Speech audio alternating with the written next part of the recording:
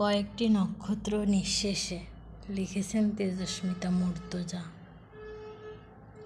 পর্ব 1। সন্ধ্যারাতে ঝড়ো বাতাস উঠল। নয়নতারার মনে হলো এর পেছনে ব্রহ্মপুত্রের হাত আছে, কারণ সারাদিনের দাবদাহ দেখে দাদু বলেছিল রাতে ঝড় উঠবে। এবার মৃত ব্রহ্মপুত্রে জল বাড়বে, জোয়ার আসবে। নয়নতারা গ্রাহ্য করেনি। গত 4 দিন ধরে প্রকৃতি পুরনো গরম পড়েছে, বৃষ্টি তো হয়নি। তাছাড়া দাদুভাই অন্য কথা বলতো, ব্রহ্মপুত্র নদ মরে গেছে। এককালে ময়মনসিংহের বুকে খুব দাপট নিয়ে বয়ে যেত এই রাক্ষস। কতবার বন্যা দিয়ে ডুবালো ময়মনসিংহকে, সে হিসেব নেই। কিন্তু আজ যৌবন হারিয়ে অসহায় কুজবুড়োর দশা। বুকে জলের ব্যাপক ঘাটতি, তার উপর গ্রীষ্মের নিষ্ঠুর হামলায় দিনভর জল হারানোর পর ব্রহ্মপুত্রকে দেখে বড় মায়া হয়। এই তো গত পরশু নয়নতারা কলেজ থেকে ফেরার পথে নতুন পেইন্টিংয়ের দৃশ্য সংগ্রহ করতে এক পাক ঘুরে এলো ব্রহ্মপুত্রের পাড় থেকে। একটাই কথা তার মাথায় এসেছিল, মৃত নদ। সেই নদ দিয়ে দাদুমণির এমন ঝড়ের ভয় নেহাত অহেতুক বৈকি। তাই 4-5টা মোমবাতি ও একটি ভরা দেশলাই বাক্স বালিশের তলায় রাখা হয়নি। এখন সেটার ভয়াবহ পরিণাম ভুগতে হচ্ছে। নয়নতারা চোখ বুঝলেই দেখতে পাচ্ছে ব্রহ্মপুত্রের পানি উপরে উঠেছে একটু একটু করে সমতল। এরপর পথঘাট থেকে শুরু করে মানুষের বাড়িঘর প্লাবিত করছে। নয়নতারা এখন মনে হচ্ছে নদকে এত তুচ্ছজ্ঞান করা উচিত হয়নি। নদ তো নদই। এই যে অন্ধকার কক্ষ, বাইরে বিকট শব্দে বাস পড়ছে। মনে হচ্ছে পুরো পৃথিবীটা ফালা ফালা হয়ে যাচ্ছে। এর কিছু সময় পর শুরু হলো আমকালের ঝড়। শিল পড়ছে। নয়নতারা কানে আঙুল চেপে প্রাণপণে দোয়া ইউনুস পাঠ করছে। কাচের জানালায় শিল ছুটে এসে লাগছে। মনে হচ্ছে দুষ্ট ছেলে পেলে ইটের খোয়া ছুঁড়ে মেরে হাততালি দিচ্ছে। দাদু বলে কালবৈশাখী ঝড়ে শিল পড়ে আমের গায়ে দাগ ফেলতে। ঝড়ের খুব হিংসা আমের ওপর।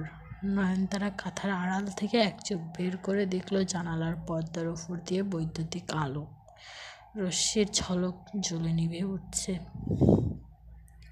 খুবই ভয়ানক ব্যাপার, একদম ভূতের সিনেমার দৃশ্যের মতো। ভূতের সিনেমাতে ভূত আসার আগে এভাবে পর্দার ওপর বিদ্যুতের ঝলকানি দেখা যায়।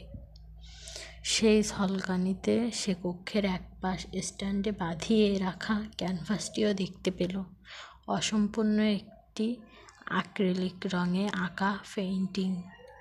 মৃত ব্রহ্মপুত্রের পাড়, কেবল দূর দূর অব্দি চর, মাঝে অল্প কিছু সরু পানি প্রবাহ। নদী পাড়ে জয়নাল আবেদিন সংগ্রহশালার এক টুকরো দৃশ্য ক্যানভাসের এক কিনারায় উঁকি মারছে। তার আরও একদিন লাগবে পেইন্টিং সম্পূর্ণ করতে। ছোটবেলায় টিভিতে নয়নতারা ছোট চাচার সাথে ম্যান ভার্সেস ওয়াইল্ড শো দেখত। সেখানে একবার বিয়ার গ্রিলস বলেছিলেন, বিদ্যুৎ চমকানোর কম বেশি 6 সেকেন্ডের মধ্যে মেঘের গর্জন শোনা যায়। সে ছোট চাচিকে জিজ্ঞেস করেছিল, চাচু এমন কেন হয়, দুটো একসাথে কেন হয় না? রুয়াদকে টিভি দেখার সময় ডিস্টার্ব করা হলে সে অত্যন্ত রেগে যায়, বিশেষ করে সায়েন্টিফিক কোনো প্রোগ্রাম দেখার সময়।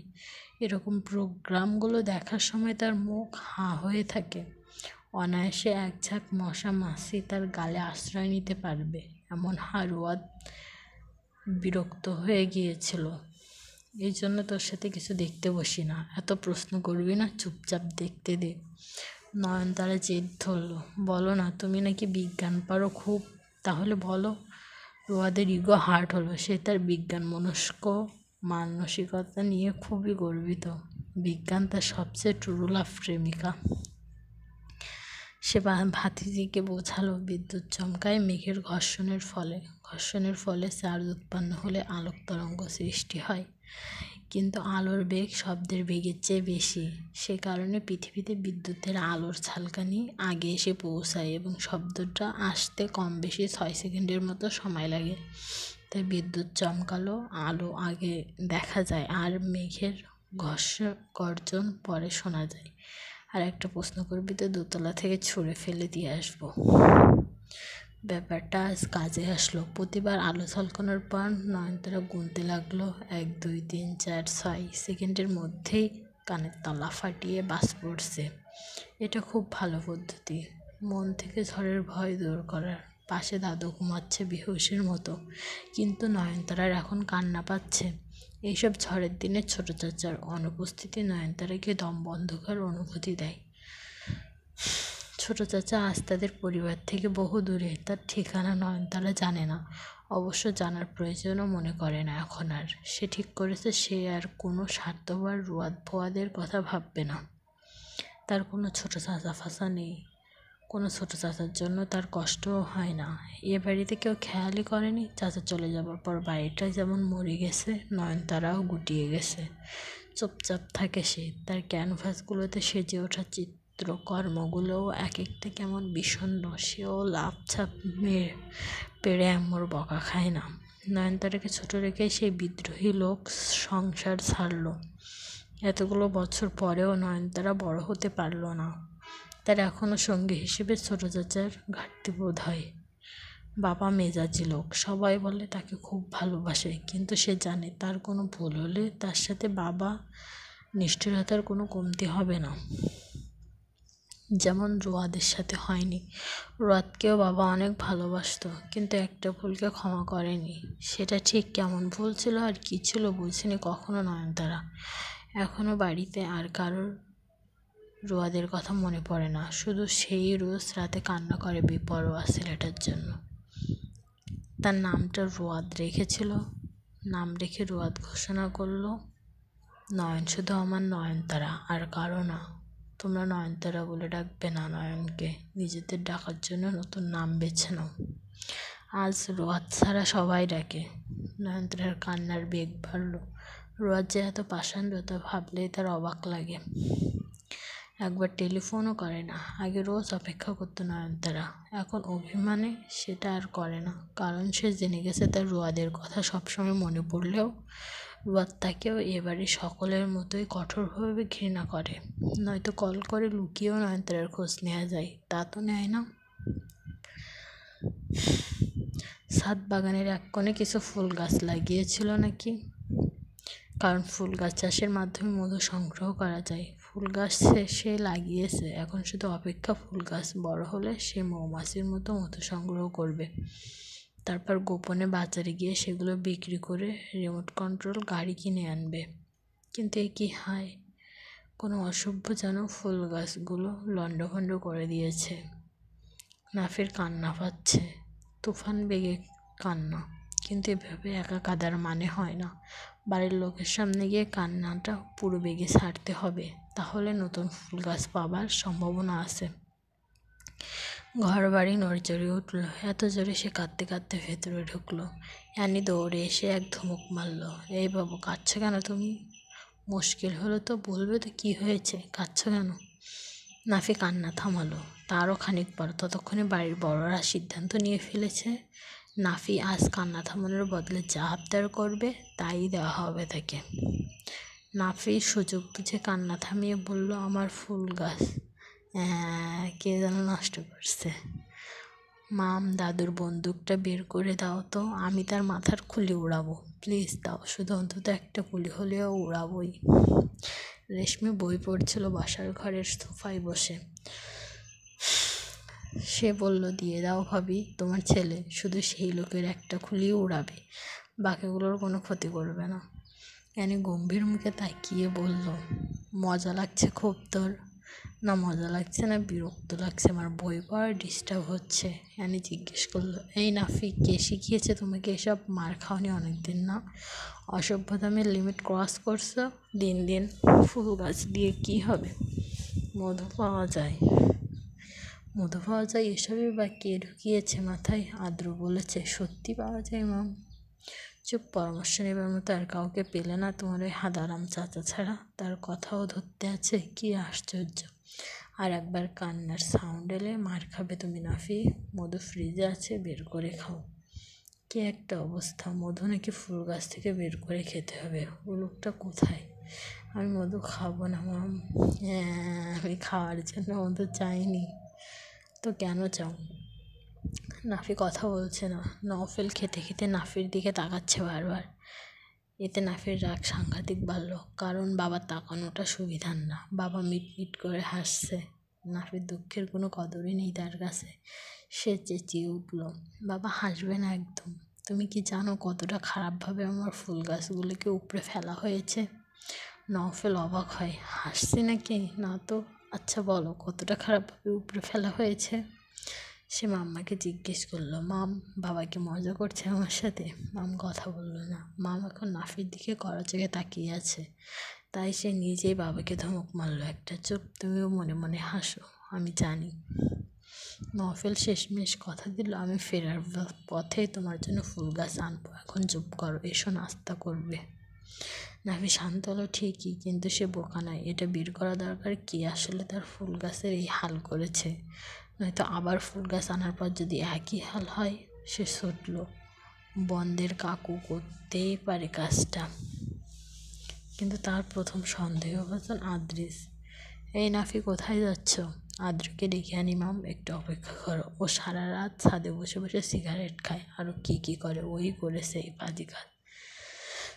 তার দাদি তাকে খোঁজ দিল। আদ্র ডাইনিং রুমের কমন বাথরুমে ঢুকেছে, দেখ মরে পড়ে আছে কিনা ভেতরে। নাফির আবার কান্না পাচ্ছে, কারণ আদ্র একবার ওয়াশরুমে ঢুকলে কমপক্ষে 2-2.5 ঘন্টার নিচে বেরোয় না। ততক্ষণে বিচারের মহলটা নষ্ট হয়ে যাওয়ার সম্ভাবনা আছে। এতক্ষণ ধরে ভেতরে কী করে জানা নেই। নাফির ধারণা আদ্র ঘুমায়, কারণ সে সারা রাত ঘুমায় না, তাই ওয়াশরুমে বসে বসে ঘুমায়। নাফি বাথরুমের দরজায় দুমদুম করে কিল বসালো। ভেতর থেকে আদ্রিস গম্ভীর গলায় বলল, আমি তার ফুল গাছ নষ্ট করেছি মোটো? ওখানে ঘ্যানার ঘ্যানার করে লাভ নেই, যা এখান থেকে। আর যেন ধাক্কার আওয়াজ না আসে। নাফির ধাক্কার বেগ বাড়ল, কিন্তু লাভ নেই। নাফি আদ্রিসকে ভয়ও পায়। কথা না শুনলে বেরিয়ে নাফিকে ধরে মাথার উপর তুলে খ্যাক করে এক আছাড় মারা আদ্রিসের জন্য খুব বড় ব্যাপার নয়। আদ্রিস ঘন্টা না পেরোলে বেরোবে না। সবাই এখন বসে আছে সোফাতে। আজ আদ্রিজের বিচার হবে। এই ফাঁকে নাফি দাদুভাইকে ডেকে এনেছে। আজ আদ্রিজের একটা কঠিন বিচার হওয়া চাই। সে দাদুর কাছে পরিপাটি করে অভিযোগটা জানিয়ে রাখলো। এখন শুধু আদ্রিজ বের হলে বিচার শুরু হবে। কিন্তু সবার ধৈর্যের বাঁধ ভাঙছে। সাত্তার প্রধান এক ধমক মারলেন, এই স্যার, হাঁটতে কোনো মানুষের এত দেরি লাগে? হাগিস নাকি ঘুমাস ভেতরে? পাংচুয়ালিটি এত খারাপ কেন হবে জোয়ান মানুষের? আদ্রিস তারও কমপক্ষে 20 মিনিট পর বেরোলো। পরানো শুধু একটা হাফ প্যান্ট, গায়ে কিছু নেই। ঘাড়ের ওপর লম্বা চুল, দাড়ি 1 মুঠোর বেশি হয়ে গেছে। চুল ও দাড়ির ঝাড় মিলে একটা বিশাল বন তৈরি হয়েছে মুখ ও ঘাড়ে। এছাড়া বুকের ওপর বিশাল বিশাল কালো পশম, ঘাড়ে তোয়ালে ঝুলছে, সেটাও নোংরা। চোখ দুটো রক্তের মতো টকটকে লাল, কোটরে ঢুকে আছে। ঠোঁট কুটকুটে ভয়ানক দেখতে লাগে, কিন্তু শরীর একদম চাঙ্গা। ভাবসাব দেখলে মনে হয় এক রাজ্যের কাজ সে এক হাতে করে ফেলবে ক্লান্তিহীন। দুলতে দুলতে এগিয়ে আসলো ডাইনিং টেবিলের দিকে। দেখে বোঝা গেল এখনও গোসলই করেনি। তাহলে এতক্ষণ কি করছিল ভেতরে? মেজাজ সবার খারাপ হলো। আদ্রিস চনমনে একটা ভাবসহ গম্ভীর হয়ে বলল, কী সমস্যা বড় চাচা? সাত্তার প্রধান সাহেব রাগ কিছু বলতে পারলেন না। অ্যানি কড়া গলায় চেঁচিয়ে বলল, আপনি ওকে কী সব শেখান? বেয়াদব লোক, আপনার কি কাণ্ডজ্ঞান হবে না? বাইরে তো লোকে মেলা গম্ভীরভাবে আপনাকে, ভেতরে এইসব বাথরুমের খবর রাখে। ওকে এসব শিখিয়েছেন কেন? আদ্রিস কানে আঙুল চালিয়ে বলে, আস্তে কথা বলুন, আমি খারাপ কিছু বলিনি। আপনার ছেলেকে পরিশ্রমী হতে শেখাচ্ছি। শ্রমিকের বড্ড অভাব কিনা এই দেশে। সাত্তার সাহেব ধমকে দিলেন, থাপ্পড় খেতে চাস অদ্র? না জিজ্ঞেস করলে কেউ কখনোই স্বীকার করবে না সে থাপ্পড় খেতে চায়। আমিও করব না। সাত্তার সাহেব দাঁত কিরমির করে বললেন, শোন, তোকে আমি 1 মাস সময় দিলাম। এর মধ্যে তুই সভ্য মানুষ হবি, আর তা না হতে পারলে তোর পাছায় লাথি মেরে তোকে এই বাড়ি ছাড়া করা হবে। আজ থেকে গুনবি 1 মাস সময়। সাত্তার সাহেব রাগে কাঁপতে লাগলেন। আদ্রিস কোনো জবাব না দিয়ে হেলে দুলে হেঁটে গিয়ে টেবিলে বসলো। সাত্তার সাহেব উঠে গেলে বন্দে নেমে এলো। অদ্রিস সোজা গিয়ে টেবিলে বসে রেশমিকে বলল, বেহেন জি খানা খিলাইয়ে হাম গারিব ভুক সে মারি যা হে। আদ্রিস এখন প্রচণ্ড উৎফুল্ল এক ভাবে আছে। কতক্ষণ থাকবে বলা যাচ্ছে না, কিন্তু যতক্ষণ থাকবে ততক্ষণ অতিরিক্ত ফুর্তিতে থাকবে। অকারণে হাসতেও দেখা যেতে পারে। তুলনামূলক বেশি কথা বলে, চরম এক আত্মঅহংকারী ভঙ্গি দেখা যাবে। রেশমি মুখ কুঁচকে বলল, পাকিস্তানির আওলাদ, তোমার ফাঁসি হবে রাজাকার বলে। এই তুমি ওয়াশরুম থেকে বের হলে অজু করেছো খাটাস।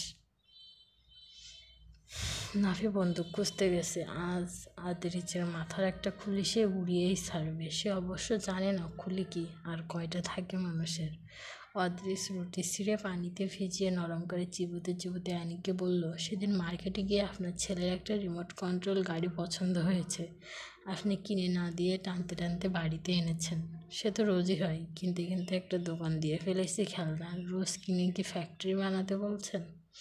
না, তা বলছে না, কিন্তু ও আমার কানের গড়ে ভন ভন করছিল, তাই আমি ওকে চমৎকার একটা বুদ্ধি দিয়েছি।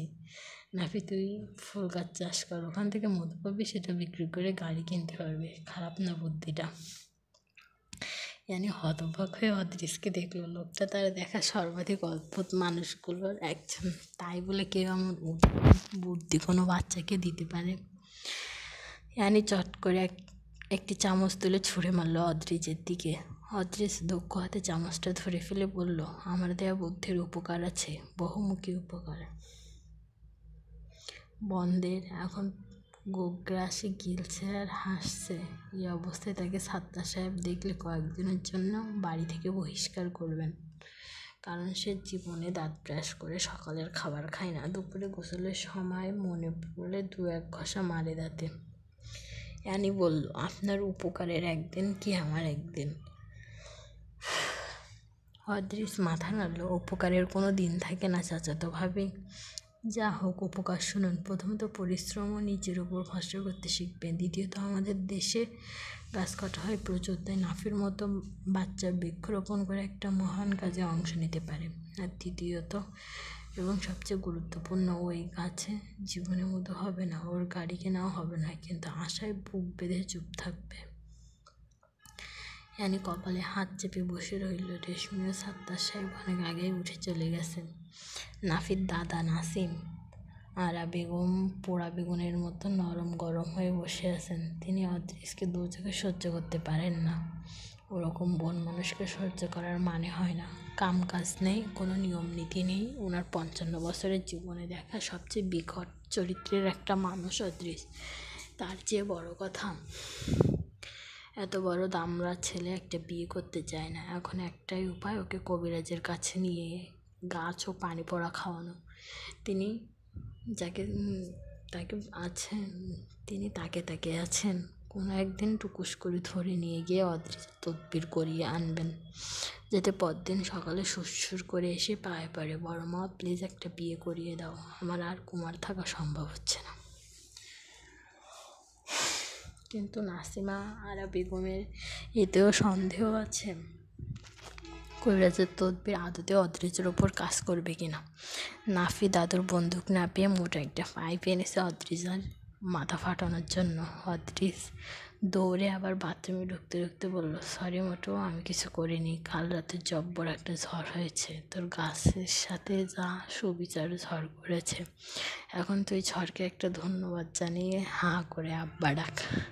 নাফিরা অদৃজের কথা বিশ্বাস করার মতো বোকা না। সে বাথরুমের দরজার সামনে পাইপ নিয়ে দাঁড়িয়ে রইল। অদৃশ গোছল করে বেরোনোর সাথে সাথে তার মাথা ফাটানো কনফার্ম আজ। হক ম্যানশনে এখন সদস্য সংখ্যা 4, বাবা, মা, দাদি এবং নয়নতারা। এদের পারিবারিক সদস্য ও আত্মীয়দের বয়সের হিসাবটা একটু গোলমেলে। এই যেমন নয়নতারার বাবা ওয়াসিম হক সাহেবের চেয়ে রুয়াদ গুনে গুনে 17 বছরের ছোট, যেখানে ওয়াসিম সাহেবের মেয়েরই বয়সই 17। এটা কোনোভাবে মানা গেলেও বাকি সম্পর্কগুলো আরও গোলমেলে, কারণ নয়নতারার দাদু ভাই ও দাদুর ছোট ভাইয়ের মধ্যে বয়সের তফাৎ এমনই, যার ফলে তার দাদি বুড়ো হয়ে গেলেও ছোট দাদি বলতে গেলে এখনও জোয়ান মহিলা। কিন্তু আবার আরেকদিকে দাদুর বড় বোনের নাতিগুলো দাদুর ছেলে, অর্থাৎ রোয়াদের জুটি। সোজা কথায় একদিকে যেমন রোয়াদের চাচা তার ভাইয়ের বয়সী প্রায়, অন্যদিকে ফুপুগুলো দাদির বয়সী। সেক্ষেত্রে ফুফাতো বোনের ছেলেগুলো রোয়াদের নিজের জুটি। এক একটা সন্তানের মাঝে এত বছরের অবসর কেন গেছিলেন পূর্বপুরুষেরা?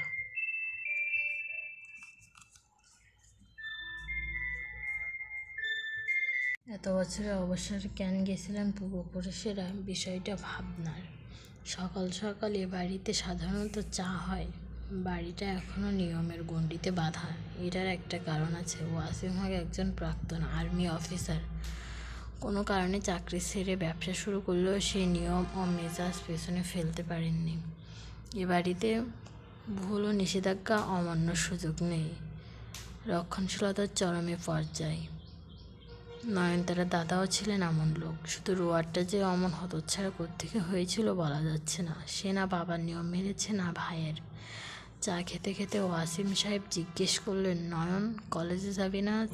নয়নতারা পাশেই বসেছিল। সে এখন রং তুলি দাঁতে ঠেকিয়ে গভীর ভাবনায় নিমগ্ন। ক্যানভাসের ভেতরে চোখ দুটো গেঁথে গেছে। পেন্টিংয়ের ব্রহ্মপুত্রকে বেশি শুকনো লাগছে। একটা নয়নতারা ভালো লাগছে না। একটি নদ এমন জলহীন হতে পারে না। আর কিছু জল বাড়াতে হবে, কিন্তু তাতে বাস্তবতা বজায় থাকবে না। এ নিয়ে সে বড় দ্বন্দ্বে পড়েছে। ওয়াসিম সাহেব গোপনে মৃদু হাসলেন। নয়নতারার হাতের চিকন চিকন নরম আঙুলগুলোতে রঙের ছিটে ফোঁটা লেগেছে, অন্যতেও লেগেছে। তা দেখলে ওর মা চেঁচাবে একচোট। চুলগুলো একটি ক্লিপে আটকে রাখার পরেও তার যেভাবে বিক্ষিপ্ত এলোমেলো হয়ে গেছে, মনে হচ্ছে একটা জোয়ার ভাসা নদীকে বাদ দেবার চেষ্টা। চুলগুলো সুন্দর হয়েছে মেয়েটার। পরনে এখন হালকা গোলাপি একখানা স্কার্ট ও সাদা কুর্তি। জর্জেটের গোলাপি ওড়নাখানি বিছিয়ে পড়েছে মেঝেতে। নয়নতারাকে আঁকতে দেখতে বড় ভালো লাগে হক সাহেবের। কেন তিনি জানেন না। আঁকাআঁকি শিখেছিল নয়নতারা চাচার কাছে। পরে তিনি শখ করে আর্ট একাডেমিতে ভর্তি করেছিলেন। কারণ আঁকাআঁকির প্রতি নয়নতারার নিজস্ব শিল্পগুণ ও আগ্রহ তীব্র। পুরো বাড়িটা তার আঁকা চিত্রকর্মের ক্যানভাসে ভরা। সে বেশিরভাগ চিত্রকর্ম অ্যাক্রিলিক রঙে করে, কিন্তু ব্রহ্মপুত্র নদ আঁকতে আজ বসেছে অয়েল প্যাস্টেল নিয়ে, একটু বেশি মনোযোগী। নয়নতারার জ্ঞানও বেশ প্রখর। হক সাহেবের 5 মিনিট আগে করা প্রশ্নের জবাব সে 5 মিনিট পর দিল।